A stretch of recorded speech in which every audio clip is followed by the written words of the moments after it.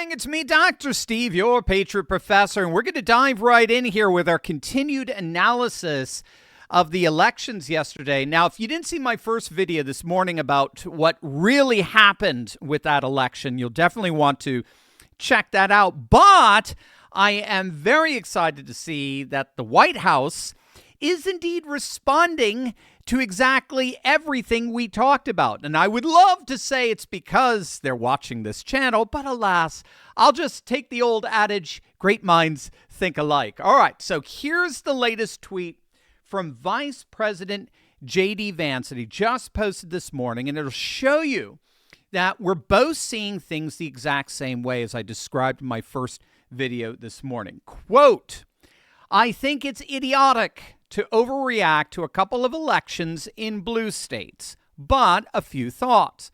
First, Scott Pressler, TPUSA, and a bunch of others have been working hard to register voters. I said it in 2022, and I've said it repeatedly since. Our coalition is low propensity, and that means we have to do better at turning out voters than we have in the past." So let me just stop there because that's exactly what we argued in our first video.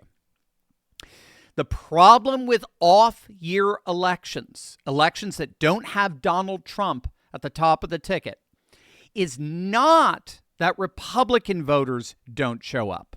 They are showing up in record numbers. Who's not showing up are disaffected populist independents, right-leaning independents. JD actually wrote a very good piece right after the 2022 midterm disappointment when it looked as if the Republicans were going to absolutely crush the Democrats and win 100 seats in the House and so on. And they ended up with this lackluster, mediocre win. And JD pointed out back then that since Trump's effective realignment of the Republican Party, we are now the party of the disaffected working class voter. But here's the problem. The disaffected working class voter hates and despises both parties. So that's the key here. We're the party of a working class voter that despises Republicans every bit as much as the Democrats. And those voters come out en masse when Trump is on the ballot, but they stay home when you got your typical, donor-approved, Romney-esque Republican on the ballot. So this is an interesting stat here. I think you're going to like this. I read this in with our good friend Seth Keshel's analysis, his autopsy, as he called it, from yesterday. He pointed out that in both New Jersey and Virginia, the winners, the Democrats in the gubernatorial matches yesterday, their vote totals, as impressive as they were actually lower than Trump's vote totals in their states from 2024. So with almost all the votes in, the Democrat Spanberger in Virginia, she still trails Trump's 2024 total by more than 100,000 votes. Despite beating Winsome Sears by 14 points, Trump still got 100,000 more votes than Spanberger got when he lost Virginia by 7. Similarly, even the landslide win of Mickey Sherrill in Jersey, not even that reached Trump's losing vote total from 2024 in Jersey. So Trump is outperforming both of these wins yesterday. And the reason for that is not because Republicans didn't show up. Like we talked about in my first video today, Republicans did. They showed up en masse. They did exactly what they were supposed to do. The reason is that Trump brought out the low propensity populist independent, the right-leaning independent made up of both white and non-white working class voters, so disaffected white working class voters in rural areas, disaffected non-white working class voters in urban areas. Trump brought out Latino vote. He brought particularly Latino men. And speaking of, he brought out Gen Z, particularly Gen Z men in record numbers. Jack didn't. Jack in Jersey didn't. Winsome Sears, who's basically an anti-Trumper. She came out against him when he announced his candidacy a few years back. Youngkin wouldn't allow, and they didn't even have a primary in Virginia. Youngkin wouldn't allow anyone else the nomination. He put a never Trumper in the nomination for Virginia. So obviously she didn't bring him out. JD knows this.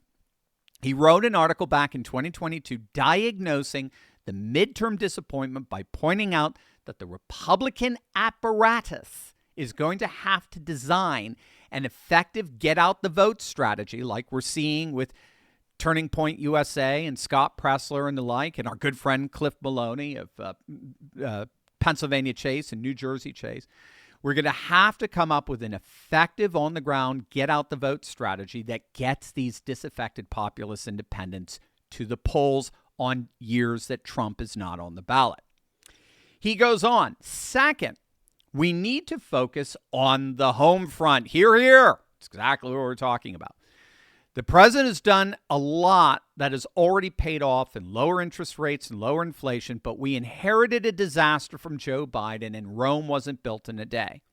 We're going to keep on working to make a decent life affordable in this country, and that's the metric by which we'll ultimately be judged in 2026 and beyond. Bullseye. Hear, hear. That is exactly what the data shows. That's it. These disaffected populist independents have felt betrayed by Trump and the Republicans. Again, here's pollster Rich Barris, who has his finger on the pulse of these populist independents like no one else. He talks to them every day. He's been talking to them every day for years.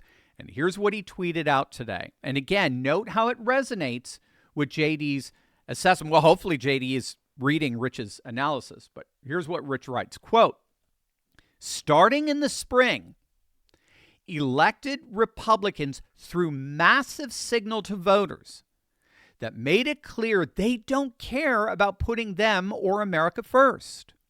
The focus was on every donor's pet project.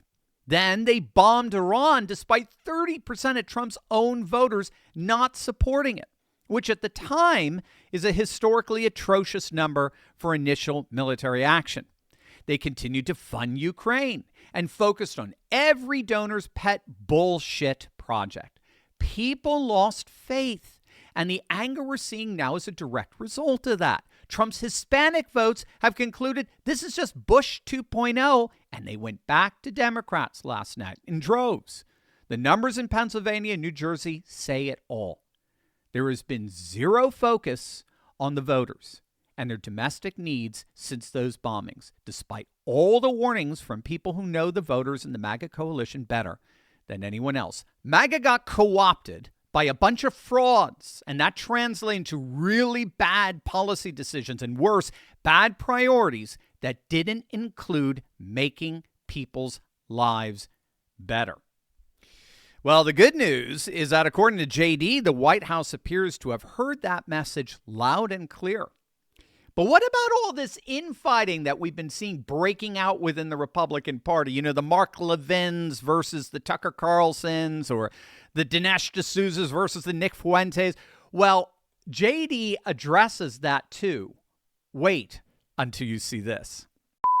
While Trump unleashes a political reckoning, there is another crisis poisoning every American in some way, shape, or form, even in the comfort of our own homes. I'm talking about the microplastic epidemic. Now, you may have heard about this, but this is pretty shocking stuff. Check this out. White ones, we've got clear ones. Tons of microplastics wash ashore all over the world every day. And now for the first time, scientists in the Netherlands have detected microplastic pollution in human blood. All the microplastics and nanoplastics we are exposed to, we inhale and we ingest, that actually, there's so much plastic that it can even enter our bloodstream. The Dutch study on blood samples from healthy adults detected tiny plastic particles in 80% of people. That's right. There's a microplastic crisis poisoning every American in some way, shape, or form. They're in our food, our water, our meats, our proteins. In fact, according to a recent study, we now ingest 6 times more microplastics than in 1990. It's wreaking havoc on our health and on our organ functions. And unfortunately, no one is immune from this. But there is an amazing solution. There's a unique bacterial strain found only in kimchi that's been found to effectively degrade microplastics. In fact, traditional kimchi is one of the world's most powerful superfoods. But let's be honest, it's messy, it's strong smelling, and not exactly easy to eat every single day. So that's why our good friends over at Brightcore created Kimchi One. Now you can get all the benefits of premium fermented kimchi in convenient capsule form. No mess, no taste, no hassle.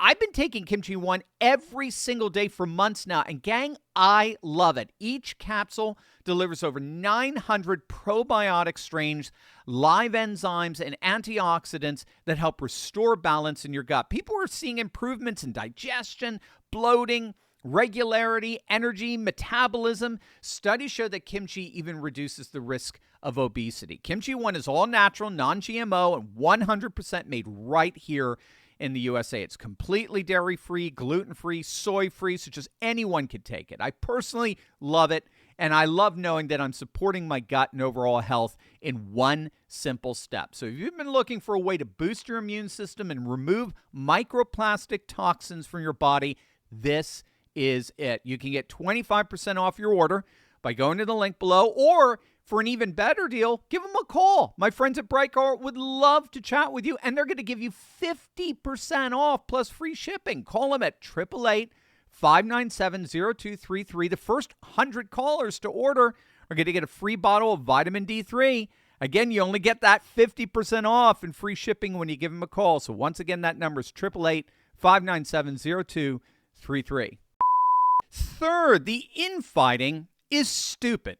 I care about my fellow citizens, particularly young Americans, being able to afford a decent life. I care about immigration and our sovereignty, and I care about establishing peace overseas so our resources can be focused at home. If you care about those things too, well, then let's work together. Now, I think what JD just said there is spot on, but we do have to note how this does relate to his point 2 about Trump taking his eye off the ball and focusing more on foreign policy rather than domestic issues. Again, at least that's the perception for the very voters that overwhelmingly put him into power, right? If we weren't talking about Israel every day, if we weren't continuing to fund Ukraine to the tune of hundreds of billions of dollars, if we weren't talking about militarily intervening in freaking Nigeria, we would not be having this internal infighting. The bottom line with Tucker, particularly as I see it, is he is concerned with precisely what Rich so perfectly articulated earlier. MAGA is being co-opted by the donor class and the political class, and the first casualty of that co-opting is the marginalization and disenfranchisement of the very voters that MAGA promised to represent and champion. That's it. So the civil wars that we've been seeing erupt within the Republican Party between, Mark Levin, who, keep in mind, was anti-Trump at one point, okay? He is not the definer of what is MAGA. I'm sorry. He's simply not.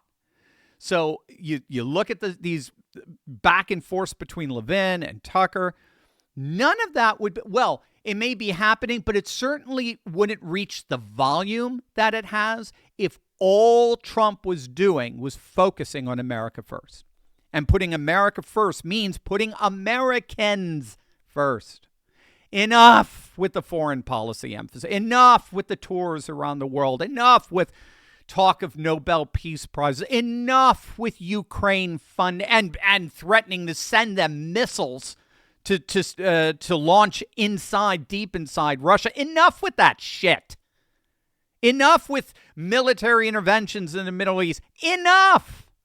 Those are not the issues that awaken the loyalties of the disaffected, marginalized, populist independents who gave the Republicans the single biggest presidential victory in 2 generations. There's no way around that.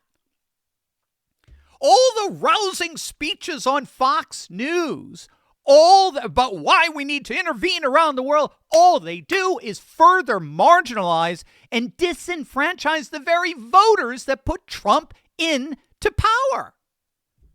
You gotta get that.